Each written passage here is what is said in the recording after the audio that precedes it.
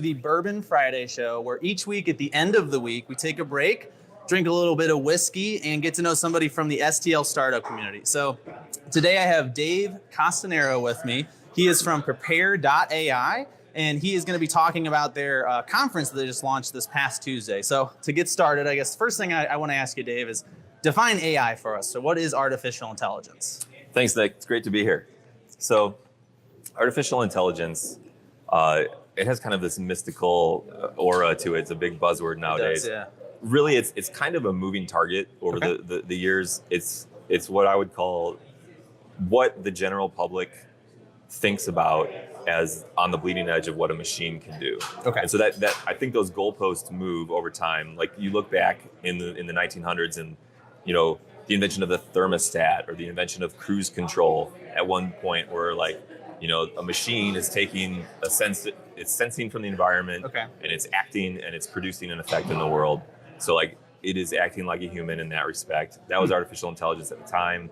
Now we're moving forward to other forms. You know, there's if-then logic like a computer can do, like if you see it's raining, then you suggest, you know, hey, you need to bring an umbrella. Sure. The latest thing now is a subclass of artificial intelligence called machine learning, which uses neural nets. And if those neural nets are big enough or deep enough, it's considered deep learning. So those are the latest buzzwords. Deep learning is and using, machine learning. Right. So that's using neural nets to do specific tasks like computer vision or natural language processing or categorization, predictive analytics, stuff like that. So those are the technologies that are really kicking the artificial intelligence revolution off. Gotcha. Awesome. So I definitely want to get into the details here because this is a fascinating topic. Obviously, it encompasses quite a bit, but I do want to make sure we start by talking about Prepare.ai. Yeah. So you guys had your inaugural conference this past Tuesday, right? Yes. Cool. Yeah. So we've been planning for a little over a year to try to bring this conference to fruition. And what we want to do with Prepare.ai as an organization is we want to inform people and prepare people for all of the change that's going to happen because of artificial intelligence. This cresting wave, this revolution of technology is going to bring a lot of opportunity, and it's also going to bring a lot of challenge and disruption and change. Sure. And so people need to be ready for it, and so that's what we're trying to do. So the conference, which we had this past Tuesday in St. Louis here, it's kind of the centerpiece for that. We want to connect people, we want to inform people, and we want to kind of raise the caliber of the ecosystem here in St. Louis. There's a lot of cool stuff going on here, and we just want to, give that credence and a platform. Cool. So it sounds like, I was reading up on the conference ahead of time here, and it seemed like, I guess part of the purpose here is to kind of put St. Louis on the map as a hub for this artificial intelligence kind of renaissance. Is that kind of what you guys are working on? That's right. That's right. There's so much cool stuff going on here. Yeah, it sounds like it. And, a lot of, some people on the coasts, San Francisco or New York City or Boston, these are places where a lot of the headlines and news about artificial intelligence are originating from. Sure. And, people say, oh, it's a flyover, like we're just going to go from coast to coast. Yeah. When in reality, there's a ton of stuff going on in the heartland and all over the world, really. So this whole artificial intelligence revolution is a global conversation. Sure. So, and that's because of a few things.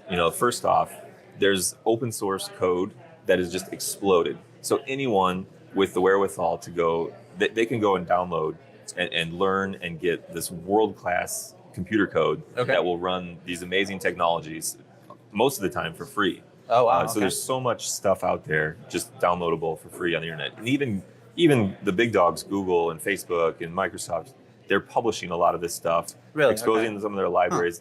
It really takes the intellectual property, paradigm from previous decades and turns it on its head. Sounds like it, yeah. So, because they are able to learn faster and do better, the more open they are, and they get the feedback, they get data. Everybody it's kind of a win-win.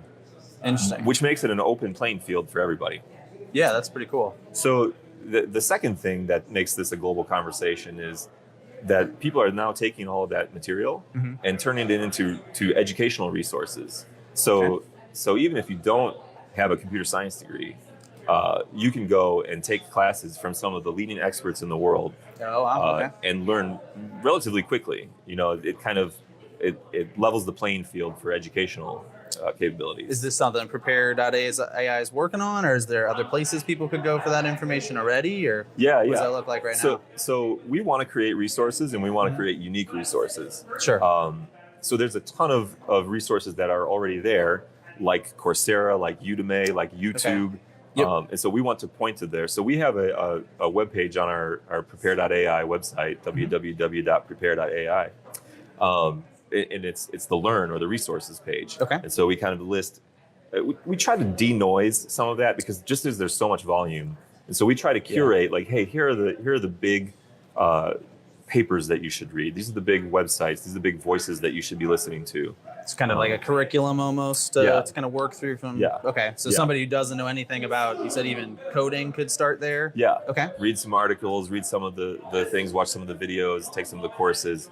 That's and great. You'll be really set to go. So when you say that though, I mean, like how far along can you get with this stuff? So is there a point where it's like, all right, now I need to go get a master's degree, or can you actually learn everything you need to about AI through what's already out there? Well, I would say that all of the above, right? Okay. Really? Like because AI, you're trying to reproduce, elements of the human brain, which is very multidisciplinary. And so you have need for all of these skills and all of these people and disciplines to work on. So, somebody who's a computer coder can make contributions in one area, while somebody who's a designer can make contributions in another area. Okay. All sorts of skills are going to be useful.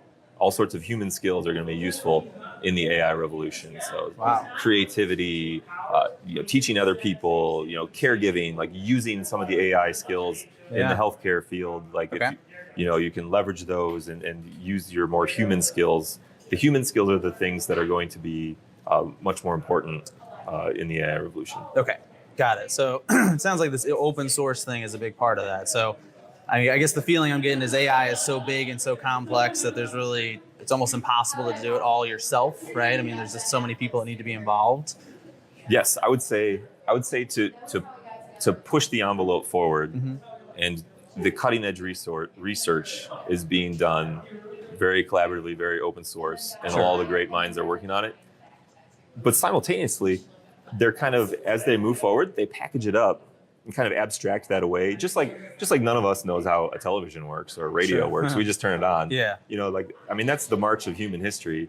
You discover things, you build it, you collaborate, and then you kind of package it up and you don't think about it anymore. Yeah, and then you kind of move on to the next thing. Yeah. Sure. So I think this is what's happening a lot, and like so quickly. Yeah. Like there are computer languages that are built, and then like platforms and packages and libraries that are in those computer languages. Like, I don't know if you've heard of Google's TensorFlow. It's a platform or a language that you write neural nets in and you run neural nets in. And so they package that up. And so you don't need to actually, to run a neural net, you need to multiply all these matrices together and track all these parameters. But they've written this code that kind of wraps that up and abstracts it. Okay. So you can just do it in a couple lines of code. You can just say a few computer commands, and it will do all of this math underneath the hood. Wow. Okay. And so they keep packaging, and so at some point, it easier to take the next step because a lot less code every time you got to do something new. Okay. At some point, it's going to be a drag and drop. Like just like a Windows, like you're playing Minesweeper, I like that. Yeah, now right? you're speaking my language. Right. That's what I like. Okay. Yeah. So you build neural net, drag this here, put my inputs here, get my outputs there. Wow. And train it. And now I have a new neural net that can do whatever you can imagine. Sounds like predict something from an image or project stock prices or whatever application that you're working on. Cool. Yeah, so you had me nervous there talking about matrices because I'm thinking back to when I was studying engineering, and that was the very last math class I took, and did not do very well in that class. So yeah, I'm glad there's a way to package that up and kind of move on. Right. Yeah. Well, I want to talk a little bit more about some of the applications of AI, but before we do that, if somebody is out there and they're thinking, this sounds cool, or maybe there's somebody that isn't a coder and they're just realizing now this is something I can get involved in, how do they reach out to Prepare.ai? How should they plug into what you guys are doing? Yeah. So our conference is the number one way to do that. And so we're already planning for our next year's conference. We want to have it be bigger, better, longer, faster, all those things. Cool. Our website is kind of that's our home base. Okay. So I would say, join the newsletter. You can email us at info@prepare.ai. And then check out the resources page, and then finally meetups. We're trying to do meetups. There's a lot Cool. of great data science and AI meetups going on in St. Louis already. And so we're trying to partner with them and join with them. We've done some speaking engagements there. We've brought in speakers, other speakers to do that. And I think we're also planning some of our own meetups for Prepare.ai. So Awesome. all will kind of be communicated through the website. Cool. So it sounds like a good first step, since the conference is a year away at this point, is to try to just get involved in some of these communities pretty much, just to start meeting the people that are part of the AI kind of revolution. Definitely. Very cool. All right. So let's talk about applications here, right? So I think one that immediately pops to mind, Google just announced, I think it was only like a week ago, some updates to the Google Assistant. And I was listening to some recordings they had of their AI actually calling a business to schedule an appointment, and it sounded like a human, and it was actually able to respond to the person. Yeah. How do we get to that point? How does that work? Yeah. That's amazing, right? Yeah, that's pretty ridiculous. So what they're doing, again, these are these deep learning neural nets, and so they need to train on data in the real world, and they say, okay, when I saw this data, I produced this result. I saw this data, I produced this result, and then you want to look at new stuff. So you're making novel inferences on new data that you've never been trained on. So the neural net trains thousands, millions, maybe billions of times on data that it's already seen. So this is why Google and Amazon and Baidu and Tencent, this is why they are the leaders, because they have all of this data to train on. Sure. So the killer app now is these neural nets, these deep learning neural nets. They train on all this data, and then they can predict this. So what Google has somewhere is all these conversations. Lots of that our they voice can look recordings at. somewhere. Yeah, exactly. From their Google Assistant, from emails, replying, they can go back and forth between text and voice. So there's those translators and converters there. So they trained this part of the Google Assistant. Yeah. This is how it goes when someone is making a service appointment. Okay. And so that they make that audible voice, they can produce that with a neural net as well. And they make that audible voice. It even reproduced like the verbal pauses. I don't know if the video, the Google Assistant was saying, I don't know if that's going to work for my client. She needs a appointment from 10 to 2. Wow. So again, like it's kind of this narrow area. And I don't know how good the Google Assistant would be improvising if they haven't seen sounds like training it was pretty data. narrow to just that kind of circumstance. Okay. Right. So if there's not a lot of data, if you're trying to schedule a haircut during a holiday, for example, you're going to have 1/365th the amount of data for the regular case. Gotcha. So, but if you're trying to schedule around a weekend, you're going to have 1/7 of the training data that you can work with on any given day. So it's kind of like you want to have enough data to cover those edge cases so that the Google Assistant or whatever neural net is going to know how to do it. It sounds like the things that are most likely to be solved or kind of improved by AI then are the things that are probably most common, right? Because we'll have the most data about those things. Yeah. Okay. Yeah. Cool. So in this situation, so we're talking about how AI learns, and it kind of sounds like it's the way humans learn. Is that kind of what this has been modeled after, or where did the idea of a neural net? Because obviously we're not to the point of recreating a human brain yet. So how did we create a system that can learn like this? Right. So, this isn't an area where I would say I have like super deep expertise, but I do know that neural nets are only loosely modeled. The neurons in a neural net are only loosely modeled on the neurons in a human brain. So the thing that they can do is make yes or no decisions depending on inputs. Gotcha. And so if there's enough of an input, if you have enough of a confidence that the appointment I'm trying to schedule is available in this time, then that neuron will fire and they'll say, yes, I accept the appointment. Okay. And so there's like logic gates, if you will, in the neural net.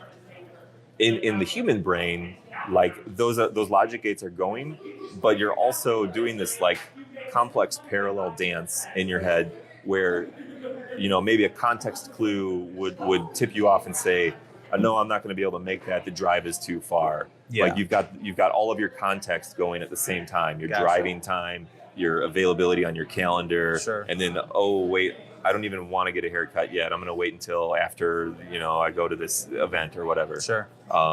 So all of these like creative and like impromptu, spontaneous things that a human can do, like we don't really know. Researchers don't know how to begin to think about doing those in the context of artificial intelligence. Gotcha. So there's a lot of speculation and a lot of trial and error, and that's kind of where the like way far out researchers are thinking. Like, how do we do general artificial intelligence that would be the same as a human being's level of like being able to task switch and integrate all of these narrow focused tasks. Sure. So it sounds like we're still a way away from being replaced by AI in terms of our jobs and whatnot, right? I think so. I would hope.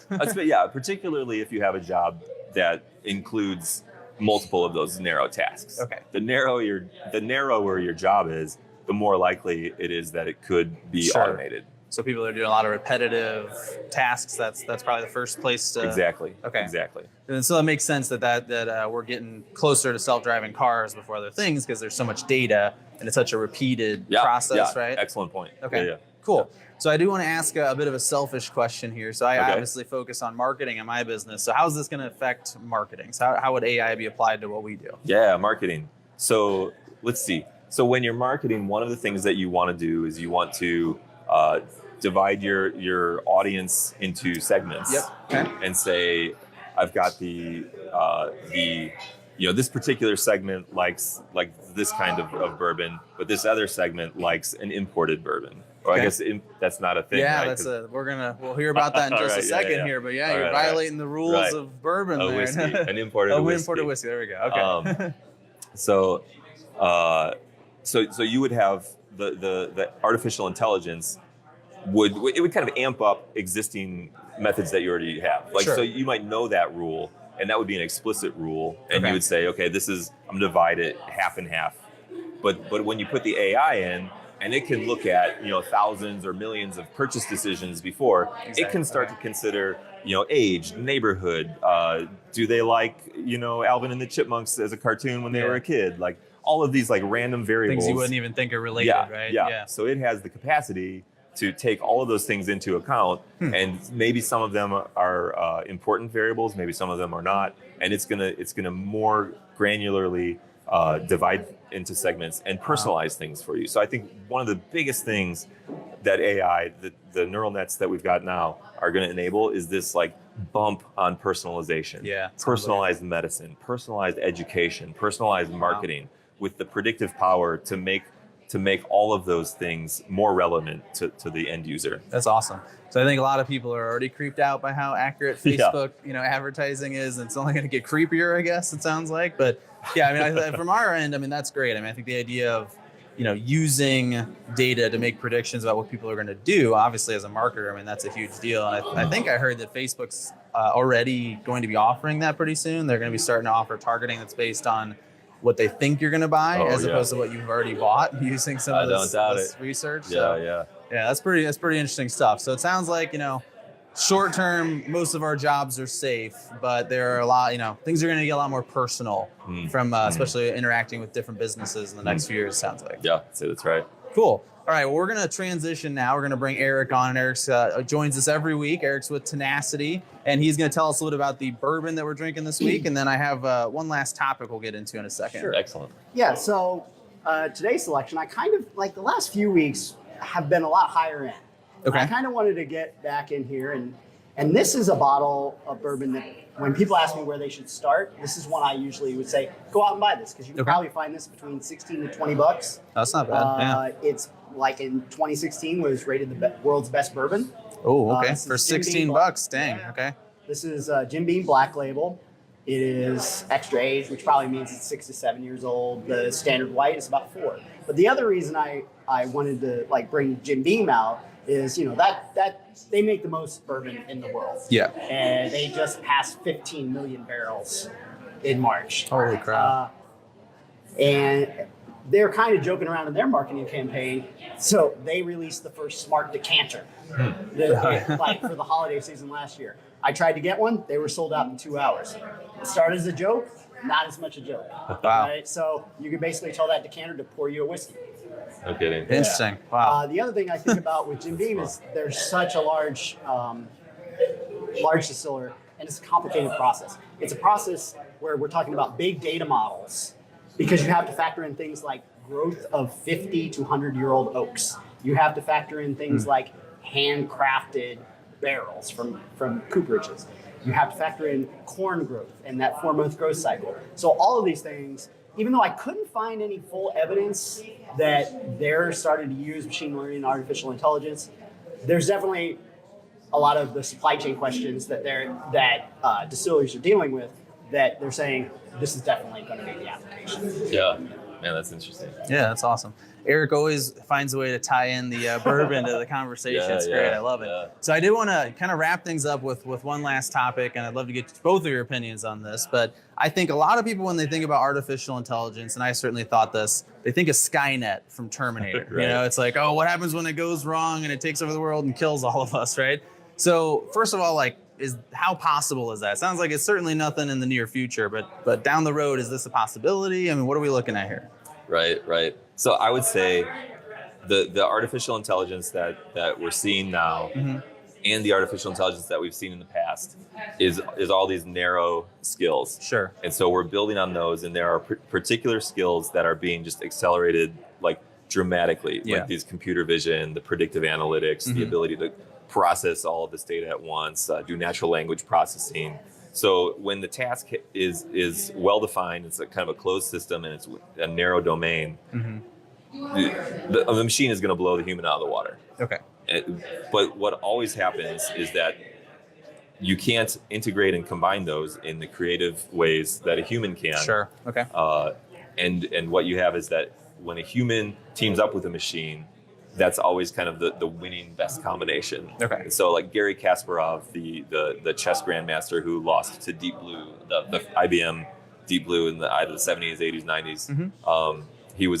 That was the first machine to beat a grandmaster in chess. He coined this term called centaurs. After being defeated by the Deep Blue machine, he's formed this chess league where men plus machine or woman plus machine would compete against machines, would compete against a human. And so it was always the human plus machine duo that would win the competition. And so I think that's where we're headed. Like, I don't see, and many of the experts that I talk to, you know, Sam Charrington is the host of This Week in Machine Learning, a national podcast. He was our keynote speaker at our conference this past week. He said that there's no clear research agenda to get to artificial general intelligence, to have machines know and have the intelligence of a human, where they can synthesize all those narrow tasks together. Sure. We don't even know how to get there. And so there's a lot of people thinking about it. Maybe less people need to be thinking about it right now. It's a very interesting topic, and the field is changing so quickly. So I'm not one to say never say never, you know. Sure, yeah. But I'm not super bullish on it right now. Yeah, I thought it was at your conference, I think it was Jennifer Sukas. I thought her presentation was really interesting about like how we're actually going to treat AI versus like how AI is going to treat us. Yeah. I thought that was like a really interesting point throughout that, like how we're going to interact with it. And she brought up those things where you're hitting the Boston Dynamics robots with a stick. Yeah. Do you feel bad? Do you feel like, feel bad? Right. Yeah, you kind of anthropomorphize it for sure. Yeah. So would you feel bad if you hit the robot with a stick? Yeah, I don't think I'd hit the robot with a stick. I wouldn't mess with the robot in the first place, right? Right. When it turns conscious, it's exactly. Gonna remember that. That's saved. You know, it doesn't forget anything, right? Right. I mean, it sounds to me like, you know, my interpretation of it would be like anything. The real scary thing is if the wrong person uses these things, right? Yeah. I mean, there was a story I was hearing the other day about some AI or, facial recognition and machine learning, and it was basically predicting who in a room full of people was going to pickpocket and then who they were going to pickpocket. And then they showed that 5 minutes later, that person actually did pickpocket that guy. Wow. And I mean, I was just thinking, cool, but Minority Report, right? Like, we're going to start trying to predict who's going to commit crime, and then how do you deal with that information? And I mean, it sounds like, that is that more of a realistic fear? Maybe is like somebody using these things in a way that we don't intend them to be used. Yeah, I mean, it's a brave new world with things changing so quickly, and what you have is these giant technology companies are developing these things so quickly. Yeah. They have a fiduciary responsibility by law to their shareholders to maximize profits and maximize value to shareholders. So that's their objective function. That's what they are going to do. Yeah. They have all of this power and all of these resources. They're not governments. Governments have the objective function of, the welfare of their people and to like maintain order and build roads and those types of things. And so so now you have this mixture, and these technology companies are moving so quickly, and now you have these hearings like Zuckerberg was in DC, and the Congress people were asking him kind of these. They didn't get it. They don't these understand questions. how this stuff works. And so it's really incumbent on the technology leaders to have ethicists on staff to keep the public up to release the privacy data, release the optionality, like this general privacy, the GDPR, the General Data Privacy Regulation that is going into effect in Europe. Is probably going to drive a lot of the world's privacy regulations. And in a lot of ways, that's a good thing. It kind of keeps the technology companies in check. Like you need to, communicate, like just think through the ethics of and the privacy of these technologies that you're just, moving so quickly to deploy. It's a big conversation that we all need to like keep each other in the loop on. Yeah. And it sounds like, I watched some of those, interviews with Zuckerberg and Congress, and it's like, the leaders just don't know. They don't get how this stuff works at all. Is there something we should be doing to elect people that do understand these things, or is that something we should be concerned about as a electorate in general? Gosh, I think so. Yeah. I do know. I did see something in the news today that they're having an AI summit in Washington. DC. Really? Okay. Well, that's good. So they're inviting good step, the technologists from the big companies to come and talk to them.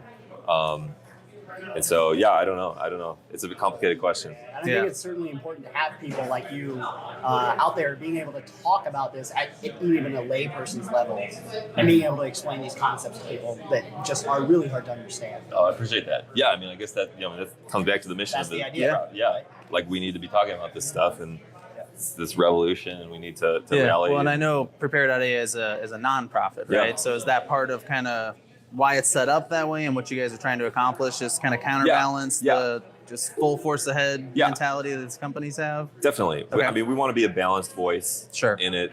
And, we want to be for St. Louis also, and kind of like an economic development and like help people here. There's going to be, people say the future's already here. AI is already here. Yeah. It's just not evenly distributed. And it's just going to get more that way. The haves and the have-nots and who's being automated and who's doing the automating. We need to for the future of our city be doing the automating. You have to make sure that digital divide just doesn't keep increasing. Right. Sure. Yeah, there's a lot of social responsibility to think about in this conversation. Yeah. It's a big topic. That's, we've been talking about this for hours, I'm sure. Yeah. So I think we're going to get things wrapped up for the week here. But I thank you so much, Dave, for joining us. This is fascinating. Thank you, awesome Eric, as always, for explaining our bourbon and tying it into the conversation, immaculately every single week. So to wrap things up, this is the Bourbon Friday show. We are here every Friday at 4:30 at T-Rex. So I'd like to thank T-Rex, EQ Media Lab, Vanessa Lobu, my business partner at Connect Marketing, who always does the production on the show. And if you have a chance to come down and join us at some point, go ahead and send us a message through the EQ page, and we'll get you a private invite to join us for Bourbon Friday at T-Rex. So thanks for tuning in, and hopefully we'll see you again next week.